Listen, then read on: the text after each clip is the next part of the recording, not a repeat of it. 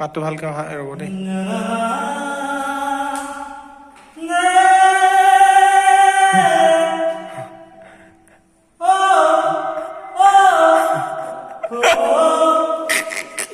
বলক আমি ভিডিঅ'টো আৰম্ভ কৰোঁ। সায়েন্সৰ এডমিশ্যনটো লোৱা হৈ গ'ল তোমালোকৰ। সায়েন্স বুলি ক'লে এনেই আমাৰ মানুহৰ মাজত এটা ভয় এটা আছে, সায়েন্সটো টান, আৰ্টছটো অকণমান ইজি, কমাৰ্চটো অকণমান মাজত, আৰ্টছটো একেবাৰে ইজি, সায়েন্সটো বহুত টান, কমাৰ্চটো মাজত বোলে। কিন্তু কথাটো হ'ল ষ্ট্ৰীম ৱাইজত টান বা ঢিলা বা মাজৰ এনেকুৱা টাইপৰ কোনো কথা নাই। যিয়ে কষ্ট কৰিব, যিকোনো ষ্ট্ৰীমত, যিকোনো এটা ষ্ট্ৰীমতে ভাল ৰিজাল্ট কৰিবলৈ হ'লে প্ৰথম কথা কষ্ট কৰিব লাগিব। সেয়া ছায়েন্সত হ'লেও কৰিব লাগিব, আৰ্টছত হ'লেও কৰিব লাগিব, কমাৰ্চত হ'লেও কৰিব লাগিব। কিন্তু ছায়েন্সৰ ষ্টুডেণ্ট হিচাপে আমাৰ প্ৰথম এক্সপেক্টেশ্যনটো থাকে যে ছায়েন্সৰ ষ্টুডেণ্টবোৰ নৰ্মেলি মানুহৰ এইটো কনভেনশ্যনেল কি বুলি ক'ম, মানুহে কনভেনশ্যনেলি এই বুলি ধাৰণা কৰে যে ছায়েন্সৰ ষ্টুডেণ্টবোৰ ছিৰিয়াছ। আৰু এটা ক্ষেত্ৰত কিছু দূৰ সত্যও এইটো কথা যে ছায়েন্সৰ ষ্টুডেণ্টবোৰ অকণমান ছিৰিয়াছ হ'বই লাগিব। তো যিহেতু তোমালোকে আমাৰ একাডেমিত জইন কৰিলা, ছায়েন্সৰ ষ্ট্ৰীমত এডমিশ্যন ল'লা, গতিকে ভাবিছোঁ, আশা কৰিছোঁ যে তোমালোক ছিৰিয়াছ ষ্টুডেণ্টেই হয়। আৰু যদিহে ছিৰিয়াছ নোহোৱা তেতিয়াহ'লে কি হ'ব? 2 বছৰ পাছত গৈ কিছুমানৰ অৱস্থা হ'ব এনেকুৱা।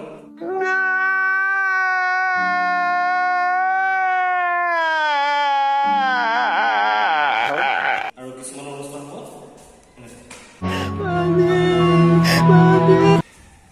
আশা কৰিম এনেকুৱা অৱস্থা যাতে কাৰো নহয়, চবৰে অৱস্থা যাতে এনেকুৱা হয়।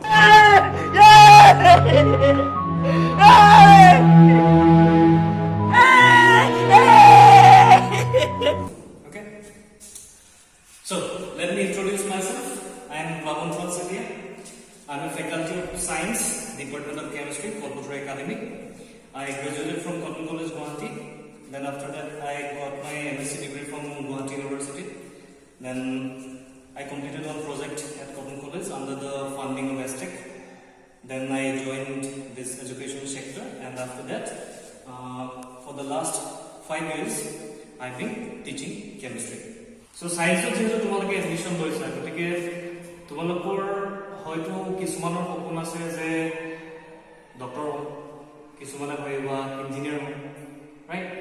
কিন্তু কথাটো হ'ল আমাৰ মানুহে হ'ল এই দুটা হয় বেলেগ একো চিন্তা নাই। ছায়েন্স পঢ়িলে ডক্টৰ হ'ব, নহ'লে ইঞ্জিনিয়াৰ হ'ব, তাৰপিছত একো নাই। যদি ডক্টৰ নহ'ল, ইঞ্জিনিয়াৰ নহ'ল, তেতিয়াহ'লে জীৱন থাকিব, ৰাইট? কথাটো হ'ল আমাৰ ওচৰত অকল ডক্টৰ ইঞ্জিনিয়াৰেই নহয়, আমাৰ দেশখনৰ প্ৰগতিৰ বাবে, আমাৰ দেশখনৰ স্বাৰ্থৰ বাবে অকল ডক্টৰ ইঞ্জিনিয়াৰ থাকিলে নহ'ব। ভাবি লৈছোঁ ছায়েন্সৰ যিমানখিনি ষ্টুডেণ্ট পঢ়িছে চবেই যদি অকল ডক্টৰ ইঞ্জিনিয়াৰে হয়, দেশখনত কিমান ডক্টৰ ইঞ্জিনিয়াৰ হ'ব, ৰাইট? বাকী কামটো কোনে কৰিব? তো আজিৰ যিটো ভিডিঅ' আছে, এই ভিডিঅ'টোত মই তোমালোকক ক্লাছৰ বিষয়ে বা আমাৰ যিখিনি কণ্টেণ্ট আছে, ফাৰ্ষ্ট ইয়েৰ আৰু ছেকেণ্ড ইয়েৰ বা কেমেষ্ট্ৰিৰ যিখিনি চিলেবাছ আছে, সেই চিলেবাছখিনিৰ কথা বিশেষকৈ আলোচনা নকৰোঁ। আজিৰ ভিডিঅ'টোৰ মোৰ মূল উদ্দেশ্য হ'ব যে ছায়েন্স যিহেতু পঢ়িছা, গতিকে ছায়েন্স পঢ়াৰ পাছত লাভ কি হ'ব, নট একজেক্টলি লাভ, ছায়েন্স পঢ়াৰ পাছত তুমি কৰিব কি কৰিবা, ৰাইট? তোমালোক মই ব্যক্তিগতভাৱে লগ পোৱাৰ কোনো সুবিধা হোৱা নাই। অৱশ্যে বৃক্ষৰোপণ কাৰ্যসূচীত কিছুমান ছাত্ৰ ছাত্ৰীয়ে মোৰ ক্লাছ পাইছিলে, আৰু ধৰক ব্যক্তিগত হিচাপে মই কিছুমান ছাত্ৰ ছাত্ৰীক লগ পাইছোঁ, কিন্তু সকলোকে ছায়েন্সৰ যিমানখিনি আমাৰ এডমিশ্যন হৈ গ'ল, আমাৰ একাডেমিত যিখিনি গোটেইখিনি নামভৰ্তি কৰিছে, ছায়েন্সৰ গোটেইখিনি ষ্টুডেণ্টক মই ব্যক্তিগতভাৱে ফিজিকেলি লগ পোৱাৰ সম্ভৱ হোৱা নাই। গতিকে মই নাজানো তোমালোকৰ মনত কি আছে, কিমানে ছায়েন্স পঢ়ি ডক্টৰ হ'ম বুলি ভাবিছা, কিমানে ছায়েন্স পঢ়ি ইঞ্জিনিয়াৰ হ'ম বুলি ভাবিছা, অথবা বেলেগ কিবা কেৰিয়াৰৰ কথা ভাবিছা, সেইখিনি কথা গম নাপাওঁ। গতিকে ধৰি লৈছোঁ মই যে তোমালোক বিজ্ঞান ষ্ট্ৰীমটো কিবা এটা সপোন লৈ কৰিছা, ৰাইট? কিছুমানে নিজৰ সপোন আছে, কিছুমানৰ মা দেউতাৰ সপোন আছে, কিছুমানৰ ঘৰৰ চাৰিওকাষৰ ওচৰ চুবুৰীয়াৰ সপোন আছে, বা ছায়েন্স মানে ধৰা এতিয়া তোমালোকে নিজে সেই চিটুৱেশ্যনটো পাৰ কৰি আহিছে। মেট্ৰিক পাছ কৰাৰ লগে লগে বিভিন্নজনে বিভিন্ন ধৰণৰ উপদেশ দিছে, কিছুমানে কৈছে কমাৰ্চ লোৱা, কিছুমানে কৈছে আৰ্টছ লোৱা, কিছুমানে কৈছে ছায়েন্স লোৱা। বাৰু যি কি নহওক, সকলোৰে উপদেশ,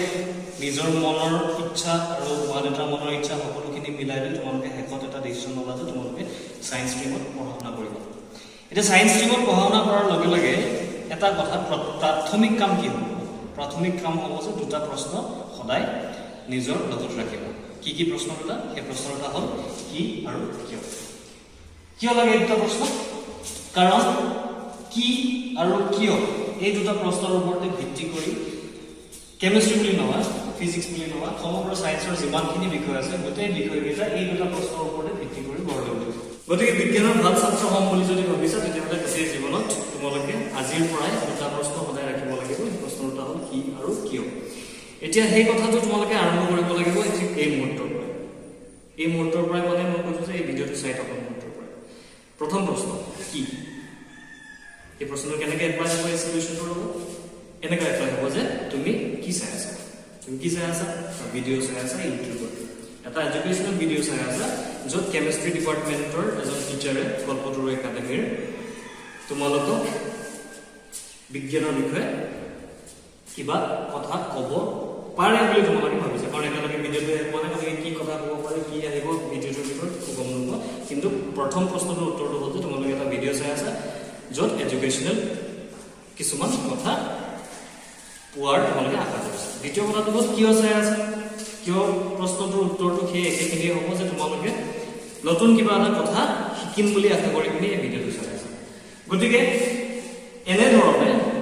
আজিৰ পৰা জীৱনত যিকোনো চিটুৱেশ্যনে যদি তোমালোকে সন্মুখীন হোৱা তোমালোকে সদায় প্ৰশ্ন কৰিবা কি আৰু কিয় যিকোনো চিটুৱেশ্যন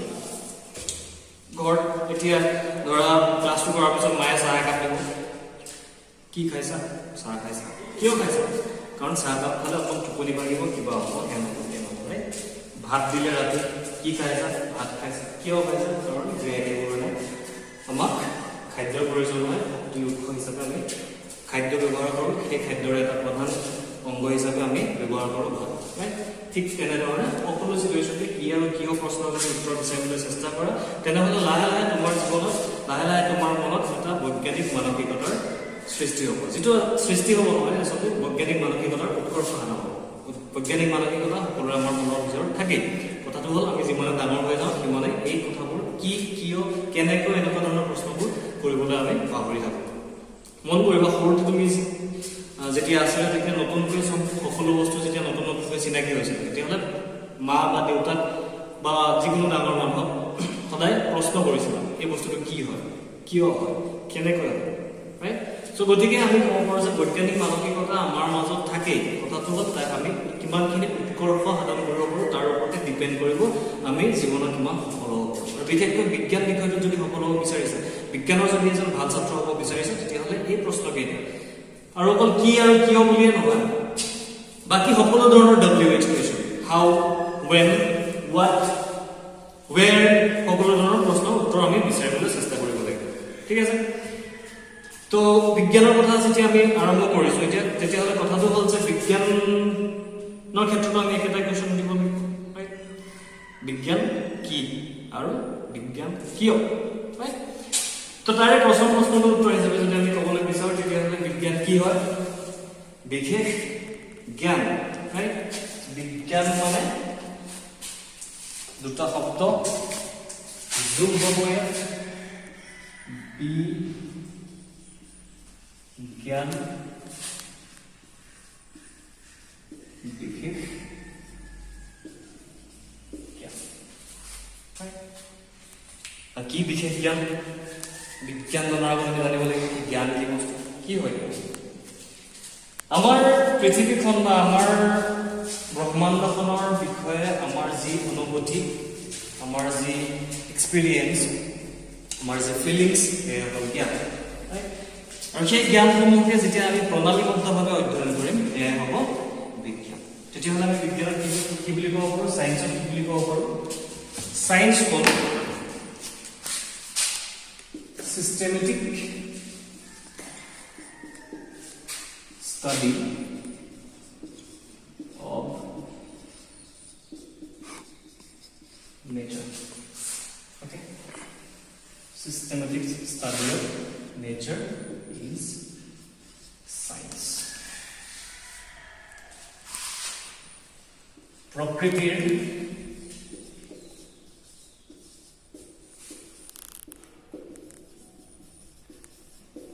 প্ৰণালীবদ্ধ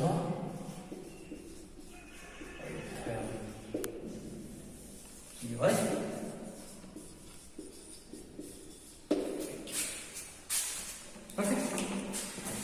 গতিকে ফাৰ্স্ট কোৱেশ্চন কি আছিল ফাৰ্স্ট কোৱেশ্চন সায়েন্স লৈছো গতিকে what is science প্ৰথম প্ৰশ্ন কি বিজ্ঞান কি তাৰ উত্তৰ পালোগে কি হয় বিজ্ঞান প্ৰকৃতিৰ প্ৰণালীবদ্ধ অধ্যয়ন এয়া হ'ল বিজ্ঞান what is science systematic study of nature প্ৰথম প্ৰশ্ন উত্তৰটো আমি পাই গৈছো তেতিয়া আমি দ্বিতীয় প্ৰশ্নটো কি কৈছিলো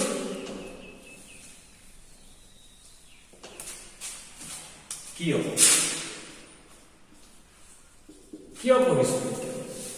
কিয় লাগে বিজ্ঞান why science বিজ্ঞান কি বস্তু গম পালো দ্বিতীয় প্ৰশ্ন আমাৰ আছে কিয় why তেতিয়াহ'লে কিয় পঢ়িছো বিজ্ঞান ভাবিছানে তোমাৰ ওচৰত চাগে উত্তৰটো আছে ডক্টৰ হ'ম ইঞ্জিনিয়াৰ হ'ম সেইকাৰণে পঢ়িছো বিজ্ঞান নহ'লে আৰ্টছ পঢ়িলেহেঁতেন নহ'লে কমাৰ্চ পঢ়িলেহেঁতেন ৰাইট কিন্তু কথাটো হ'ল কেৱল সেয়াই নহয় বিজ্ঞান পঢ়িছো যাতে আমি যিকোনো বিষয় জীৱনটোক দেশখনক ৰাজনীতিক যেনেকৈ আমাৰ পৃথিৱীখন চলি আছে গোটেই চিষ্টেমটোৰ কথা প্ৰণালীবদ্ধভাৱে অধ্যয়ন কৰিবলৈ শিকো বিজ্ঞান পঢ়াৰ উদ্দেশ্য কেৱল physics chemistry maths biology computer science এইকেইটা বস্তুৰ কথা জনাই নহয় বিজ্ঞান পঢ়াৰ উদ্দেশ্যটো হ'ব লাগে আচলতে আমি যিকোনো বিষয়ক প্ৰণালীবদ্ধভাৱে অধ্যয়ন কৰিবলৈ শিকিম কেনেকৈ আৰু সেই প্ৰণালীবদ্ধভাৱে অধ্যয়ন কৰিবলৈ শিকাৰ যিটো প্ৰচেষ্টা সেইটো কাৰণে আমি বিজ্ঞান ল'ব লাগে কিন্তু কথাটো বিজ্ঞান পঢ়াৰ পাছত 2 বছৰ আমি বিজ্ঞান পঢ়িলো তাৰপিছত আমাৰ কি হ'ব 2 বছৰ যে দিম নিজৰ জীৱনৰ বিজ্ঞানতেই যে দিম তাৰ ফলত আমাৰ কি লাভ হ'ব তো আজি আমি বিজ্ঞান পঢ়াৰ পাছত বিষয়টোলৈ যোৱাৰ আগত আমি 2 বছৰ ব্যৱহাৰ কৰাৰ আগত আমি জানিব লাগিব ন ইয়াৰ শেষত কি আছে ৰাইট তুমি যেতিয়া যিকোনো এটা যাত্ৰাত ওলোৱা তেতিয়াহ'লে গমটো পোৱা যাত্ৰাপথৰ শেষত কি আছে ৰাইট নে এনেই জানা এনেইতো যেনে তেনে গ'লে নহ'ব আমি যেতিয়া এটা ঠাইৰ পৰা এটা ঠাইলৈ যাত্ৰা কৰিম তাতে 2 বছৰীয়া এটা যাত্ৰা 2 বছৰ মানুহে বহুত কিবা কিবি কৰিব পাৰে তুমি এতিয়া 2 বছৰ দোকান এখন খুলি বহি থাকিব পাৰিলা ৰাইট 2 বছৰ তুমি খেতি কৰিব পাৰিলা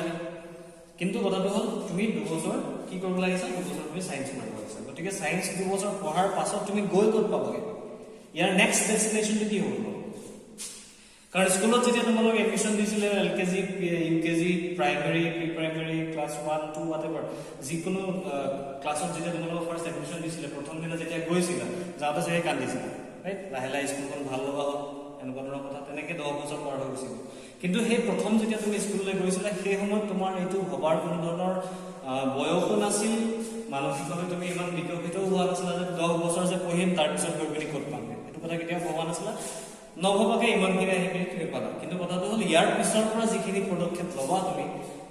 কাৰণ এই হায়াৰ ছেকেণ্ডেৰী উচ্চতৰ মাধ্যমিকৰ হায়াৰ ছেকেণ্ডেৰীৰ 2টা বছৰে হ'ল আমাৰ ষ্টেপিং ষ্টন ইয়াত তুমি ভৰিটো যিমান মজবুতকৈ পুতিব পাৰিবা সিমানেই তোমাৰ পৰৱৰ্তী জাপটো পৰৱৰ্তী পদক্ষেপটো অধিক বেছি শক্তিশালী হ'ব গতিকে 2 বছৰ সময় এটা 2 বছৰীয়া যাত্ৰা এটা আৰম্ভ কৰাৰ প্ৰাক মুহূৰ্তত আমি জনা উচিত যে এই 2 বছৰীয়া যাত্ৰাৰ শেষত আমাৰ লক্ষ্য কি আমি পামগৈ ক'ত ঠিক আছে মই এনেই কথাটো কৈছোঁ ধৰা তুমি ঘৰৰ পৰা ওলাই যিকোনো এটা যাত্ৰাত তুমি ওলাই যাবলগীয়া হ'ল মা বা দেউতাৰ লগত এতিয়ালৈকে চাগে অসমীয়া যাত্ৰা তোমালোক কৰিবলৈ দিয়া হোৱা নাই ঘৰৰ পৰা গতিকে যেতিয়া যোৱা মা বা দেউতাৰ লগতে যোৱা প্ৰতিটো যাত্ৰাৰ শেষত কি থাকে হয় মামাৰ ঘৰ পেহাৰ ঘৰ পেহীৰ ঘৰ শ্বিলং গুৱাহাটী কুল্লু মানালী যি আছে তো গতিকে প্ৰতিটো যাত্ৰাৰ শেষত এটা ডেষ্টিনেশ্যন থাকে এটা লক্ষ্যস্থান থাকে আজি আমি জানিব লাগিব যে আমাৰ 2 বছৰীয়া যাত্ৰাৰ শেষৰ লক্ষ্যস্থানটো কি আমি পামগে কি আমাৰ ওচৰত কি অপচন থাকিব 2 বছৰ ইউজ কৰাৰ পাছত আমি ইয়াৰ পিছত কি কৰিব পাৰিম যাৰ ফলত আমি নিজৰ কেৰিয়াৰটো গঢ়িব পাৰিম গতিকে এই যাত্ৰাৰ আৰম্ভণিতে মই তোমালোকৰ এটা শুভেচ্ছা থাকিল তোমালোকৰ কাৰণে কিন্তু কথাটো হ'ল এই যাত্ৰাৰ মাজৰ যিখিনি সময়ছোৱা থাকিব তাৰ ক্ষেত্ৰত আমি 2টা বছৰে তোমালোকক অহৰহ গাইডেন্স দি থাকিম তোমালোকক অহৰহ সহায় কৰি থাকিম তোমালোকক অহৰহ অনুপ্ৰেৰণা যোগাই থাকে কিন্তু কথাটো হ'ল যে অকল অনুপ্ৰেৰণা যোগাই থাকিলে নহ'ব তোমালোকক আমাৰ প্ৰথম দায়িত্বটো হ'ব যে এই যাত্ৰাটোৰ শেষত ক'ত গৈ তোমালোক পাবাগে সেইখিনি কথা শিকোৱা গতিকে আমি আজি ডিসকাস কৰিবলৈ বিচাৰিছো যে হায়াৰ সেকেন্ডাৰী সায়েন্সত 2টা বছৰ পাৰ কৰাৰ পাছত কেনেকৈ ধৰণে আমি নিজৰ কেৰিয়াৰৰ বিভিন্ন ধৰণৰ অপচনসমূহ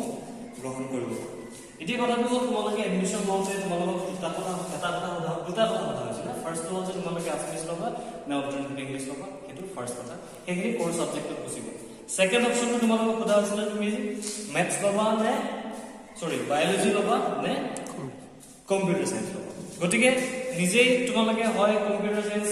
চুজ কৰিছা নহলে তোমালোকে বায়োলজি চুজ কৰিছা গতিকে এই কথাখিনিৰ ওপৰত ডিপেন্ড কৰে তোমালোকৰ সায়েন্সতে এতিয়া দুটা আমি কোন ধৰণৰ গ্ৰুপ হিচাপে বনাই নিলে কিন্তু ইয়াৰ পাছৰ 2 বছৰৰ কাৰণে তোমালোকৰ কেৰিয়াৰ অপচন হিচাপে দুটা গ্ৰুপ নিচিনা ডিভাইড হৈ যাব প্ৰথম থাকিব পিসিএমবি ফিজিক্স কেমিষ্ট্ৰি মেথছ আৰু বায়োলজি দ্বিতীয় গ্ৰুপটো হৈ যাব পিসিএম সি বুলি লিখে এছমটা পিসিএম বুলি কয় কম্পিউটাৰ সায়েন্সৰ কথা উল্লেখ নকৰে কিন্তু কথাটো হ'ল যে বায়োলজি তাৰ মানে আমাৰ ওচৰত দুটা গ্ৰুপ থাকিব দুই ধৰণৰ ছাত্ৰ ছাত্ৰী তোমালোকৰ ভিতৰতে জন্ম হ'ব লাগিব প্ৰথমটো যাৰ ওচৰত বায়োলজি আছে আৰু দ্বিতীয় গ্ৰুপটো হ'ল যাৰ ওচৰত বায়োলজি নাই এতিয়া কথাটো হ'ল যে বায়োলজি যাৰ ওচৰত আছে তেওঁলোকৰ কাৰণে আজি যিখিনি মই কেৰিয়াৰ অপচনৰ কথা ক'ম তেওঁলোকৰ কাৰণে গোটেই যিমানখিনি কেৰিয়াৰ অপচনৰ কথা ডিসকাস কৰা হ'ব গোটেইখিনি তেওঁলোকৰ বাবে ফলপ্ৰসূ হ'ব তেওঁলোকে গোটেইখিনি কেৰিয়াৰ অপচন চুজ কৰিব পাৰিব যিমানখিনি মই ডিসকাস কৰিম আৰু যিখিনি বায়োলজি নাই তেওঁলোকৰ কাৰণে এটা সেক্টৰ বাদ পৰি যাব লাগিব দ্যাট ইজ মেডিকেল সেক্টৰ যিমানখিনি কেৰিয়াৰ আছে যদিহে তোমাৰ হাই সেকেন্ডাৰী বায়োলজি নাথাকে তেতিয়াহ'লে তোমালোকে সেই সেক্টৰটোত তোমালোকে আগবাঢ়িব নোৱাৰিবা বা সেই সেক্টৰটোৰ কাৰণে তোমালোকে কোনো ধৰণৰ এন্ট্ৰেন্স অথবা তেনেকুৱা ধৰণৰ সেইটো লাইন ল'ব নোৱাৰিবা গতিকে আমি সেপাৰেট নকৰি মই ওভাৰঅল গোটেই পিসিএমবিৰ কাৰণে যিমানখিনি সেক্টৰছ আছে বা পিসিএমবিৰ ডিফাৰেণ্ট যিখিনি কেৰিয়াৰ্ছ আছে কেৰিয়াৰ অপচন আছে সেইখিনি কথা ডিসকাস কৰিম তাৰে ভিতৰত যিকেইজন ষ্টুডেণ্টৰ ওচৰত বায়োলজি সাবজেক্টটো নাই তেওঁলোকে কেৱল মেডিকেল যিটো সেক্টৰ থাকিব মেডিকেল সেক্টৰৰ কথাটো তোমালোকে নিজে অমিট কৰিব লাগিব ঠিক আছে Okay, so higher secondary science or class 12 or pasot amar jiman kini career option ase gutei career option kini basically 5 ta category divide koribo pari yar protitu category bikhoye ami bitonka alochona korim ei video tur poroborti onkot kintu he onkhole joar agot eta kotha moi jor dibo bisarisu je e hol commerce aru arts kotha likha ase tar mane আমাৰ সায়েন্সৰ যিখিনি student আছে সেইখিনিৰ প্ৰথম এডভান্টেজটো হ'ল যে তেওঁলোকে যদি higher secondary পাছত কমাৰ্চ বা আৰ্টছৰ যিকোনো এটা কেৰিয়াৰ চুজ কৰিব বিচাৰে তেতিয়াহ'লে তেওঁলোকে সেই অপচনটো চুজ কৰিব পাৰে সেই স্বাধীনতা তেওঁলোকৰ ওচৰত আছে যেটো কমাৰ্চ বা আৰ্টছৰ ষ্টুডেন্টৰ ওচৰত নাই তাৰ মানে কমাৰ্চৰ ষ্টুডেন্ট এজনে সায়েন্সৰ কেৰিয়াৰ অপচনছবোৰ কেতিয়াও যাব নোৱাৰে বা আৰ্টছৰ ষ্টুডেন্ট এজনে সায়েন্সৰ কেৰিয়াৰ অপচনবোৰলৈ যাব নোৱাৰিব কিন্তু সায়েন্সৰ ষ্টুডেন্ট এজনৰ ওচৰত আৰ্টছ বা কমাৰ্চৰ সেই কেৰিয়াৰ অপচনছবোৰ চুজ কৰাৰ স্বাধীনতাটো আছে গতিকে আমাৰ সায়েন্সৰ ষ্টুডেন্টখিনিৰ কাৰণে এটো প্ৰথম এটা এডভান্টেজ আহি গ'ল এতিয়া আমি প্ৰথম আলোচনা কৰিম হেলথ সেক্টৰৰ বিষয়ে হেলথ অথবা চিকিৎসা সেৱা খণ্ডৰ বিষয়ে তো হেলথ সেক্টৰ আমাৰ যিমানখিনি কেৰিয়াৰ্ছ আছে তাক আমি তিনিটা ভাগত ভগাব পাৰোঁ প্ৰথম হ'ল medical science paramedical and pharmacy science সেক্টৰৰ আমাৰ বেছিক যিখিনি কেৰিয়াৰ অপচনছ আছে সেয়া হ'ল MBBS BDS BAMS আৰু BHMS MBBS মানে bachelor of medicine and surgery BDS Bachelor of Dental Surgery, BAMS Bachelor of Ayurveda Medicine and Surgery and BHMS Bachelor of Homeopathic Medicine and Surgery. So ইচ্ছুক সকলে যিসকল ছাত্ৰ ছাত্ৰী চিকিৎসা বিজ্ঞানৰ লগত জড়িত হ'ব বিচাৰে তেওঁলোকে হায়াৰ সেকেন্ডাৰী পাছত এন্ট্ৰেন্স এক্সামৰ যোগেদি এইসমূহ কোৰ্সত নামভৰ্তি কৰিব পাৰে পৰৱৰ্তী আমাৰ কেৰিয়াৰ অপচনটো হ'ল পেৰামেডিকেল সাৰ্ভিসেছৰ কাৰণে আমাৰ বেসিক্যালি দুটা ডিগ্ৰীজ আছে First one is BPT, next is BVFC, Bachelor of Physiotherapy আৰু Bachelor of Veterinary Science. যিসকলে গুৱাহাটীলৈ গৈছে তেতিয়াহ'লে তেওঁলোকে দেখিছে খানাপাৰাৰ ওচৰতে এখন কলেজ আছে ভেটেৰিনেৰী কলেজখন আছে গতিকে হায়াৰ সেকেন্ডাৰী পাছত যদি কোনোবাই ভেটেৰিনেৰী সায়েন্সৰ লগত জড়িত হ'ব বিচাৰে তেতিয়াহ'লে আমি সেই কলেজখনত পঢ়া-শুনা কৰিব পাৰিম তো এয়া হ'ল পেৰামেডিকেলৰ কাৰণে অৱশ্যে ইয়াৰ বাহিৰেও আৰু ডিগ্ৰীসমূহ আছে আমি আজিৰ এই ভিডিঅ'টোত এই দুটা বিষয়ে জাষ্ট উল্লেখ কৰিলোঁ আচলতে এই ভিডিঅ'টোৰ উদ্দেশ্যটো তোমালোকক কেৱল চিনাকি কৰাই দিয়া এই বিভিন্ন কেৰিয়াৰ অপশ্যনসমূহৰ ভিতৰলৈ কেনেকৈ যাব পাৰি তাৰ বাবে সবিশেষ আমি পৰৱৰ্তী সময়ত যেতিয়া আমাৰ অফলাইন ক্লাছসমূহ আৰম্ভ হ'ব তাত আমি বিতংকৈ ডিছকাছ কৰিম আৰু তৃতীয় আমাৰ যেটো কেৰিয়াৰ অপশ্যন থাকিলে in medical science that is in health sector that is pharmacy pharmacy সেক্টৰত বেসিক্যালি আমাৰ দুটা এটা ডিপ্লোমা আৰু এটা ব্যাচেলৰ ডিগ্ৰী ল'ব পৰা যায় first one is called D pharm diploma in pharmacy and second one is called B Pharm bachelor in pharmacy so basically গুটেইখিনি কথা সামৰি পিনি যদি আমি কবলৈ যাওঁ তেতিয়া হলে হেলথ সেক্টৰ আমাৰ টোটাল যিমানখিনি কেৰিয়াৰ আছিল মোটামুটি ইমান কেইটা অপচন আমাৰ হাই সেকেন্ডাৰী ষ্টুডেন্টস খিনি হাই সেকেন্ডাৰী পৰীক্ষা দিয়াৰ পাছত সায়েন্সৰ ষ্টুডেন্ট খিনি হাই সেকেন্ডাৰী পৰীক্ষা দিয়াৰ পাছত এই কেইটা অপচনৰ ভিতৰত যিকোনো এটা চুজ কৰিব পাৰে অৱশ্যে এইখিনি সকলো নহয় ইয়াৰ বাহিৰেও যথেষ্ট বেলেগ কেৰিয়াৰ অপচনছ আজিকালি ডেভেলপ হৈছে ইন হেলথ সেক্টৰ যিখিনি বিষয় আমি পৰৱৰ্তী পৰ্যায়ত যেতিয়া অফলাইন ক্লাছসমূহ আৰম্ভ হ'ব তাত আমি ভালকৈ পুনৰ ডিসকাস কৰিম তো আমাৰ দ্বিতীয় ক্যাটাগৰীটো আছিল এডুকেশ্যন সেক্টৰ এই এডুকেশ্যন সেক্টৰৰ কাৰণে যিসকল ছাত্ৰ ছাত্ৰী আগ্ৰহী তেওঁলোকৰ বাবে কেৰিয়াৰ মেপটো হ'ব এনেকুৱা ধৰণৰ তাৰমানে তেওঁলোকে প্ৰথমে বিএসসি কৰিব লাগিব 3 বছৰ বিএসসিৰ পিছত এমএসসি কৰিব লাগিব 2 বছৰ তাৰ পিছত পিএইচডিৰ পিছত পোষ্ট ডক্টৰেট এতিয়া অৱশ্যে এনেকুৱা কিছুমান শিক্ষানুষ্ঠান আছে যিয়ে বিএসসি আৰু এমএসসি টো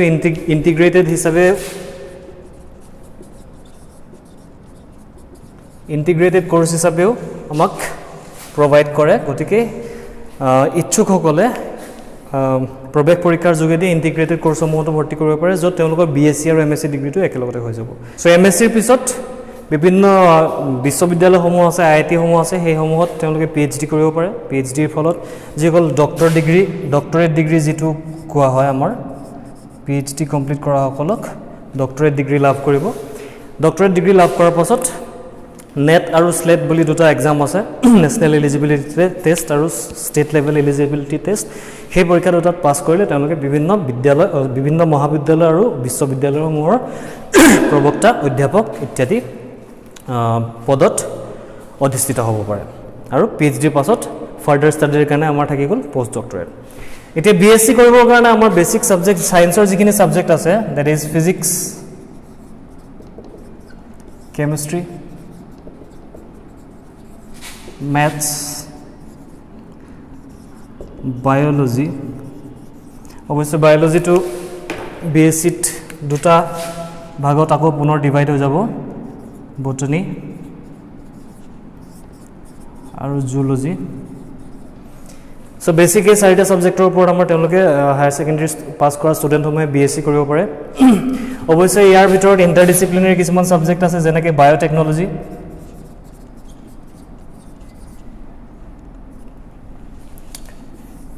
তো এনেকুৱা ধৰণৰ সাবজেক্টবোৰৰ ওপৰত আমাৰ ছাত্ৰ ছাত্ৰীসকলে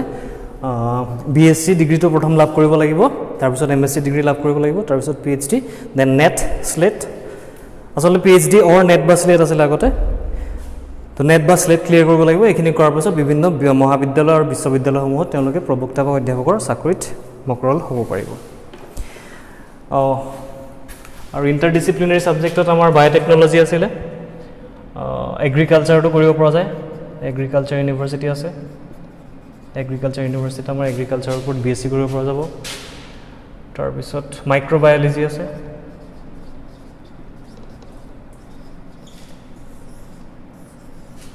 সো এনে ধৰণে বিভিন্ন বিষয়সমূহ আমাৰ প্ৰভাইড কৰা হৈছে সেই বিভিন্ন বিষয়সমূহৰ ওপৰত তেওঁলোকে বিএসসি ডিগ্ৰীটো লাভ কৰিব পাৰিব কিন্তু কথাটো হ'ল যে এডুকেশ্যন সেক্টৰত যদি যাবলৈ বিচাৰে তেওঁলোকে তেতিয়া হলে বিএসসিৰ পিছত এমএসসিটো কৰিব লাগিব আৰু এমএসসিৰ পিছত পিএইচডিটো কৰিব লাগিব আৰু সকলোতকৈ ইম্পৰ্টেণ্ট কথাটো হ'ল নেট আৰু স্লেট নেট বা স্লেট পাছ কৰিব লাগিব তো এয়া হ'ল আমাৰ এডুকেশ্যন সেক্টৰৰ কেৰিয়াৰ অপশ্যনছৰ কথা কমাৰ্চৰ কেৰিয়াৰ অপশ্যনবোৰৰ ভিতৰত বিশেষকৈ জনপ্ৰিয় আমাৰ যিকেইটা ষ্টাডিজ হ'ল সেইকেইটা হৈছে মুখ্যতঃ এই পাঁচটা অৱশ্যে ইয়াৰ উপৰিও যথেষ্ট অপশ্যনছ আছে আমাৰ ওচৰত ইয়াৰ উপৰিও আমাৰ আৰু কমন ডিগ্ৰী যিটো আছে বিকম কৰিব পৰা যায় বিকমৰ পাছত আকৌ সেই বিএসসিৰ নিচিনাকৈ বিকমৰ পিছত এমকম এনেকুৱা ধৰণৰ কৰিব লাগিব কিন্তু মুখ্যতঃ জনপ্ৰিয় যিখিনি আমাৰ কেৰিয়াৰ অপশ্যন আছে তাৰ ভিতৰত এই কেইটা মূল প্ৰথমটো হ'ল BBA bachelor of business administration বিবিএৰ পিছত আকৌ পুনৰ আমাৰ MBA কৰিব লাগে MBA টো BBA তকৈ MBA টো বেছি জনপ্ৰিয় অৱশ্যে MBA নকৰা BBA নকৰাকৈ MBA কৰিব পৰা যায় সিধা সিধি গতিকে হেয়াৰ কথা থাকে মাষ্টাৰ অফ বিজনেছ এডমিনিষ্ট্ৰেশ্যন হৈ যাব এইটো MBA নেক্সট থাকিব CA chartered accountant BMS bachelor of management studies CS company secretary CFA chartered financial analyst আৰু এইবোৰৰ উপৰিও আমাৰ BCom আৰু MCom ৰ অপশ্যনটো থাকিব অৱশ্যে এইসমূহ কোৰ্স কৰাৰ পাছত যিটো কেৰিয়াৰ হয় সেই কেৰিয়াৰটো যথেষ্ট লোভনীয় হয় যদিও কোৰ্সসমূহ কৰিবৰ কাৰণে কমাৰ্চ বেকগ্ৰাউণ্ডটো থাকিলে যথেষ্ট ভাল হয় কিন্তু কথাটো হ'ল হেয়া কোনো ধৰণৰ আৱশ্যকীয় ক্ৰাইটেৰিয়া নহয় সায়েন্সৰ ষ্টুডেণ্টেও আমাৰ কমাৰ্চৰ এইসমূহ কেৰিয়াৰ অপশ্যন চুজ কৰিব পাৰে গতিকে পৰৱৰ্তী পৰ্যায়ত হায়াৰ ছেকেণ্ডেৰীৰ পাছত যদি কোনো আমাৰ একাডেমীৰ কোনোবা ষ্টুডেণ্ট এনেকুৱা ধৰণৰ কেৰিয়াৰ অপশ্যনবোৰৰ প্ৰতি আগ্ৰহী হয় তেনেহ'লে তেওঁলোকে সেই দিশতো আগবাঢ়িবলৈ সুযোগ এটা পাব পাৰে আৰ্টছৰ মূলত ডিগ্ৰী হিচাপে আমাৰ ল'ব লাগিব বেচেলৰ অফ আৰ্টছ BSc দৰে BA BA পাছত আকৌ MA MA পাছত PhD দেন পোষ্টডক আৰু ইয়াত MPhil ডিগ্ৰীৰো গুৰুত্ব আছে আৰ্টছৰ ক্ষেত্ৰত আৰ্টছৰ যিকোনো এটা subject sociology psychology education economics সকলো ধৰণৰ সাবজেক্টৰ ওপৰত আমাৰ BA ডিগ্ৰীটো লাভ কৰিব পৰা যায় আৰু বিশেষকৈ যিসকলে ভৱিষ্যতে UPSC বা এনেকুৱা ধৰণৰ APSC এনেকুৱা ধৰণৰ পৰীক্ষাবোৰৰ প্ৰতি আগ্ৰহী যিয়ে সিভিল সাৰ্ভেণ্ট হ'ব বিচাৰে বিষয়া হ'ব পাৰে বিচাৰে ৰাজপত্ৰিত বিষয়া হ'ব বিচাৰে অসম তথা ভাৰত চৰকাৰৰ অধীনত তেওঁলোকে এই আৰ্টছৰ বিষয়সমূহৰ ওপৰত অধ্যয়ন কৰিলে পৰৱৰ্তী পৰ্যায়ত আগবাঢ়িবলৈ সুবিধা হয় অন্যান্য বৃত্তিসমূহৰ ভিতৰত এইকেইটা কেৰিয়াৰ অপশ্যন আমাৰ ছাত্ৰ ছাত্ৰীসকলে চুজ কৰিব পাৰে BPED অৰ্থাৎ bachelor of physical education BHM bachelor of hotel মেনেজমেণ্টৰ কথা অলৰেডি আমাৰ আজিকালি যথেষ্ট জনপ্ৰিয় হৈছে সকলোৱে শুনিছে নেক্সট থাকিলে BCA bachelor of computer application BCAৰ পিছত আকৌ MCA কৰিব লাগিব master of computer application next থাকিলে LLB উকিল হ'বৰ কাৰণে bachelor of legislative law last থাকিল পলিটেকনিক আৰু ITI অৰ্থাৎ ইণ্ডাষ্ট্ৰিয়েল ট্ৰেইনিং ইনষ্টিটিউট তো এইসমূহ ডিগ্ৰী বা এইসমূহ কেৰিয়াৰ অপশ্যনৰ বিষয়ে আমাৰ ছায়েন্সৰ ছাত্ৰ ছাত্ৰীসকলে চিন্তা চৰ্চা কৰিব পাৰে আফটাৰ ক্লাছ 12 তো এইকেইটা আছিলে বেছিক আমাৰ বায়'লজি থকা যিখিনি ছাত্ৰ ছাত্ৰী আছে সেই সকলৰ কাৰণে কিন্তু কথাটো হ'ল যিটো সকলোতকৈ আমাৰ গ্লেমাৰাছ বুলি কওঁ ইঞ্জিনিয়াৰিং সেইখিনিৰ কথা আমাৰ এতিয়াও ক'বলৈ বাকী আছে সেয়া হ'ল তাৰ বাবে ইঞ্জিনিয়াৰিঙৰ কাৰণে আমাৰ দুটা ডিগ্ৰী সাধাৰণতে বিশ্ববিদ্যালয় অথবা বিভিন্ন ইঞ্জিনিয়াৰিং কলেজসমূহে আমাক প্ৰদান কৰে দ্যাট ইজ হ'ল সেয়া হ'ল BTech অথবা BE দুইটাৰ টাৰ্মৰ মাজত bachelor of technology and bachelor of engineering দুইটাৰ মাজত অৱশ্যে সংজ্ঞাগত পাৰ্থক্য কিছুমান আছে যদিও প্ৰেক্টিকেলি বিশেষ বৰ পাৰ্থক্য নাই BTech আৰু বা BE কৰিবৰ কাৰণে আকৌ একেই মেডিকেলত যেনেকৈ এণ্ট্ৰেঞ্চ দি পিনি আমি সোমাবলগীয়া হয় ঠিক তেনেকৈ BTech বা BE কাৰণে আমাৰ এণ্ট্ৰেঞ্চ IIT JEE এনেকুৱা ধৰণৰ বিভিন্ন ধৰণৰ এণ্ট্ৰেঞ্চ এক্সামছ আছে সেই এক্সামসমূহৰ ক্ৰেক কৰিব লাগিব তাৰপিছত ৰেছপেক্টিভ ইনষ্টিটিউটসমূহত নামভৰ্তি কৰিব লাগিব তাত 4 বছৰ পঢ়াৰ পাছত BTech বা BE ডিগ্ৰী আমি লাভ কৰিব পাৰিম ইঞ্জিনিয়াৰিং ডিগ্ৰীসমূহ বিভিন্ন ধৰণৰ ব্ৰাঞ্চত কৰিব পাৰি এতিয়া এণ্ট্ৰেঞ্চ ক্ৰেক কৰাৰ পাছত কাউন্সেলিং হয় সেই কাউন্সেলিঙত বিভিন্ন ধৰণৰ ডিপাৰ্টমেণ্টবোৰ এছাইন কৰা হয় আমাৰ ইলেক্ট্ৰনিক সাধাৰণতে জনপ্ৰিয় বিভাগসমূহ হ'ল ইয়াৰ উপৰি যথেষ্ট বহুত বিভাগ আছে ইঞ্জিনিয়াৰিঙৰ কিন্তু তাৰ ভিতৰত এইকেইটা জনপ্ৰিয় কেইটামানৰ নাম মই আজি জাষ্ট উল্লেখ কৰিছোঁ তোমালোকক পৰৱৰ্তী পৰ্যায়ত আৰু বিষয়ৰ ওপৰত আমি বিতংকৈ ডিছকাছ কৰিম যে এইকেইটাৰ ভিতৰত হ'ল electronics and communication mechanical electrical and electronics engineering civil engineering automobile engineering aeronautical engineering এনেকুৱা ধৰণৰ মেৰিন ইঞ্জিনিয়াৰিং এনেকুৱা ধৰণৰ বিভিন্ন ধৰণৰ ব্ৰাঞ্চ আছে চ' এণ্ট্ৰেঞ্চটো প্ৰথম কথা হ'ল এণ্ট্ৰেঞ্চটো ক্লিয়াৰ কৰিব লাগিব এণ্ট্ৰেঞ্চ ক্লিয়াৰ কৰাৰ পাছত তাৰ কাউন্সেলিং হ'ব কাউন্সেলিঙৰ পাছত আমাৰ বিভিন্ন ধৰণৰ ব্ৰাঞ্চসমূহ এছাইন কৰিব লাগিব আৰু সেই ব্ৰাঞ্চসমূহ এছাইন কৰাৰ পাছত আৰু এণ্ট্ৰেঞ্চত যদি মাৰ্কছটো অকণমান কম থাকে তেতিয়াহ'লে প্ৰথম নো ব্ৰাঞ্চ হিচাপেও দিয়া হয় ফাৰ্ষ্ট ছেমিষ্টাৰ আৰু ছেকেণ্ড ছেমিষ্টাৰ নো ব্ৰাঞ্চ হিচাপে ডেট মিনছ তোমাক জেনেৰেলি গোটেইখিনি ছাবজেক্ট পঢ়িব লাগিব ব্ৰাঞ্চ কোনো ধৰণৰ এছাইন কৰা নহয় কিন্তু পৰৱৰ্তী পৰ্যায়ত সেই নো ব্ৰাঞ্চৰ পৰা আকৌ এটা বিশেষ বিভাগ তোমাক এছাইন কৰা হ'ব গতিকে ইমানখিনিয়ে কথা আছিলে আমাৰ ছায়েন্সৰ 12ৰ পাছত যিমানখিনি আমাৰ কেৰিয়াৰ অপশ্যনছ আছে তাৰ মূল যিখিনি আমাৰ কেৰিয়াৰ অপশ্যনছ আছিলে সেইখিনিৰ বিষয়ে সামান্যভাৱে মই আজি উল্লেখহে কৰিলোঁ কেৱল অৱশ্যে মই কোৱা নাই যে অকল এইকেইটাই কেৰিয়াৰ অপশ্যন আছে ইয়াৰ উপৰিও আজিকালি যিকোনো ধৰণৰ কেৰিয়াৰ অপশ্যন মানুহে চুজ কৰিব পাৰে নিজৰ ইচ্ছা আৰু অভিৰুচিৰ অনুসৰি আৰু যিখিনি আমি ছেক্টৰছ ক'লোঁ সেই ছেক্টৰছখিনিতো কেৱল মই উল্লেখ কৰা কেইটাই বুলিয়ে নহয় তাৰ উপৰিও বহুতখিনি অপশ্যনছ আছে আমি আজি জাষ্ট অকল কেৱল কেইটামান তোমালোকক চিনাকি হিচাপেহে এই ব্ৰাঞ্চখিনি অথবা এই বিভিন্ন ধৰণৰ কেৰিয়াৰ অপশ্যন বিষয়ে ক'লোঁ তো আশা কৰোঁ এই ভিডিঅ'টোৰ যোগেদি তোমালোকে পৰৱৰ্তী পৰ্যায়ত অৰ্থাৎ হায়াৰ ছেকেণ্ডেৰী পাছ কৰাৰ পাছত অৰ্থাৎ ছায়েন্স পঢ়িনো কি হ'ব সেই কুৱেশ্যনটোৰ আনচাৰটো দিব পৰাকৈ সক্ষম হ'বা কোৱা নাই যে যিখিনি কথা ডিছকাছ কৰিলোঁ অকল সেইকেইটা কেৰিয়াৰে চুজ কৰিব লাগিব ইয়াৰ বেলেগ এই কেৰিয়াৰ যিমানখিনি কেৰিয়াৰৰ কথা আমি আলোচনা কৰিলোঁ সেই গোটেইখিনি কথা বাদ দিও যথেষ্ট বেলেগ অপশ্যন আমাৰ ওচৰত আছে বেলেগ অপৰচুনিটি তোমালোকৰ ওচৰত থাকিব সময় সুবিধা আৰু তোমাৰ প্ৰতিভাৰ ওপৰত ডিপেণ্ড কৰি তুমি যিকোনো ধৰণৰ কেৰিয়াৰ চুজ কৰিব পাৰা তুমি যি ইচ্ছা কৰা তাকে হ'ব পাৰা কিন্তু কথাটো হ'ল যে ছায়েন্সত যিহেতু লৈছা গতিকে ছায়েন্সৰ ৰিলেটেড যিমানখিনি কেৰিয়াৰ অপশ্যনছ আছিলে তাৰে এটা সম্যক ধাৰণা তোমালোকক আজি দিবলৈ চেষ্টা কৰিলোঁ আশা কৰিছোঁ এই ভিডিঅ'টো পৰা তোমালোকে কিছু হ'লেও উপকৃত হ'বা যদি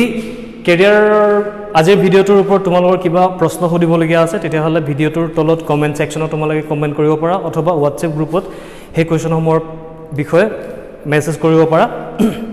যিমান দূৰ সম্ভৱ তাৰ উত্তৰটো লগে দিবলৈ চেষ্টা কৰিম আৰু যদিও নহয় তেতিয়াহ'লে কাইলৈ আমাৰ 9 বজাৰ পৰা যিটো ক্লাছ আছে সেই ক্লাছটোত অনলাইন ছেশ্যনটোত আমি এইবোৰৰ কথা ডিছকাছ কৰিম ঠিক আছে থেংক ইউ